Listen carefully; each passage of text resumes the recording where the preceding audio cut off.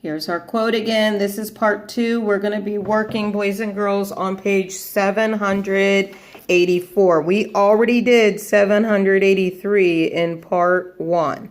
So we're moving over to page 784 to do part 2. Remember, this is the review of chapter 10 on Friday, May 1st, Fido Day 29. So let's take a look at this. I'm on page 784. There's the page number. And up at the top, we need to estimate the product of each one of these. Okay? So for me, I would change 3/4 to 1 whole. It's very close to 1 whole. If you have 3/4 of like $1, you have almost a whole dollar. So, and I'm just going to leave 23 because 1 times 23 is 23. And on number 10, I am going to change 1/5 to 0. So 0 times 22, this number is going to be pretty close to 0. The other thing you could do, just to give yourself a range, is you could do 1/2 times 22, because half of 22 is 11. So you know that this answer is going to be in between 0 and in between 11. Down here on numbers 11, 12, 13, 14, 15, 16, we're going to be multiplying. On 11 and 12, we've got a whole number. You always write your whole number over 1 to make it a fraction. So we're going to do top times top, 21. Bottom times bottom, 3 times 1 is 3. How many 3's go into 21? 7, with nothing left over. 7 is the correct answer. Number 12, top times top, 26 times 1 is 26. Bottom times bottom, 1 times 2 is 2. How many 2's go into 26? Well, if you don't know that, set up your division house. 2 goes into 2 once. Nothing left over. Bring down your 6. 2 goes into 6 3 times. That's 6 with nothing left over. So the correct answer there is 13. 13 and 14, we've got fractions already. So we're going to do top times top. 1 times 3 is 3. Bottom times bottom. 5 times 8 is 40. We're going to ask ourselves, can we simplify this? Is there a number that will go into 3 and 40? Since it's not improper, we don't need to do division like we did on the last two. But is there a number that will go into 3 that also goes into 30? Not this time, huh? So this is simplest form. Let's go over to number 14. Top times top. 1 times 7, 7. Bottom times bottom. 2 times 8, 16. This is not improper, so we don't need to set up a division box. Is there a number that will go into 7 that will also go into 16? Not this time, so that's in simplest form. Let's look at number 15. We've got a mixed number and a fraction. We need to make this mixed number a fraction. We need to make it an improper fraction. So we need to draw a fraction bar. We know the denominator in our improper fraction is going to be 4. Let's do denominator times whole number, 12, plus 1, 13. 13 is the numerator in that improper fraction.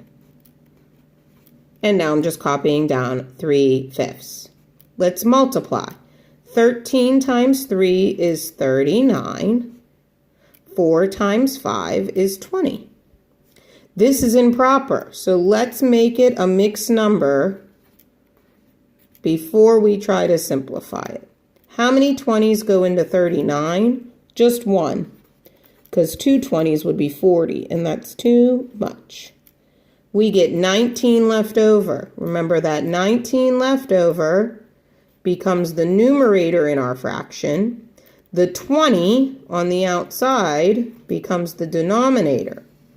And I'm circling this because I know this is in simplest form, because 19 is only 1 away from 20.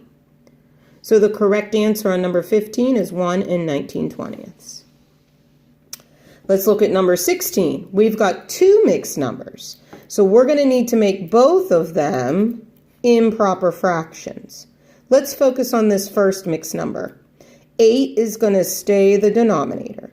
We're going to do 8 times 1 is 8 plus 1 is 9 to get our numerator. Let's focus on the second mixed number. 3 is going to stay our denominator. We're going to do 3 times 3 is 9 plus 2 is 11 to get our numerator. Now we're going to do top times top. 9 times 11 is 99. Bottom times bottom. 8 times 3 is 24. This is improper. Let's put 24 outside, 99 inside. How many 24s will go into 9? Well, it won't. How many 24s go into 99? You might try 5. You might. That's 120. So that's too much. Try 4. 4 is 96. That's just right. We get 3 as our remainder, so the 3 goes on top, the 24 goes on the bottom. Take a look at 3 24ths. I can divide 3 by 3 and 24 by 3 to get 1/8.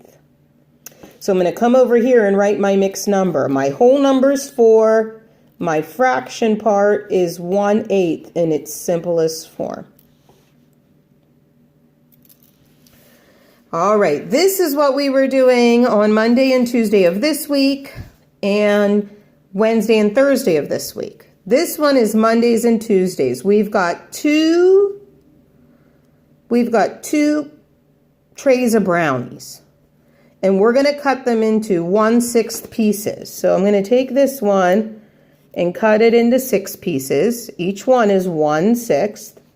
And I'm going to cut this tray into 1/6 pieces. And I'm going to count up how many 1/6 pieces I get. And I get 12 1/6 in the 2 trays of brownies. And then I'm going to use multiplication to check.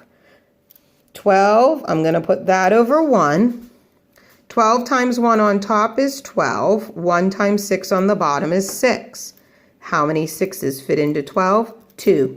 Good to go. Over here, little bit different. I have 1/3 of a brownie. Everybody see that? I want to divide it into 5 pieces.